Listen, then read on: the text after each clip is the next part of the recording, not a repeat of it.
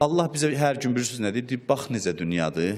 Gündə 100 dənə məlumat eşidirik dünyanın puçluğu haqqında. Bütün məlumatlar bunu deyir. Gözümüzlə görürük, qulağımızla eşidirik ki, bu dünya nə qədər puç, vəfasız və keçicidir, fanidir. Allah bunu belə qərar verir ki, bax budur dünya, bundan qop mənə tərəf gəl, ilişib qalma. Bəzisi əksinə bu məlumatları görür dünya haqqında. Əksinə heyran olur, qəş eləyir, qarışır dünyaya başı, Allahı unudur, Allahı yadından çıxardır. Başqası isə baxır dünyaya deyir, vay bu yalancı dünya, buna mən niyə görə allanım?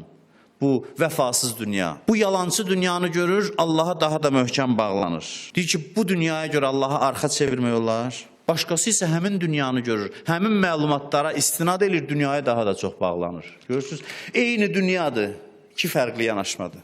Sən öz baxışının, zehniyyətinin başına nə oynatmısan ki, bu dünya sənin gözündə cazibəli görünür? Sən nə günə qoymusan özviyəni? Dünya səni alladıb, məğrur eləyib, qaçmısan onun qucağına, aşiq olmusan dünyaya. Niyə belə görürsən axı sən dünyanı?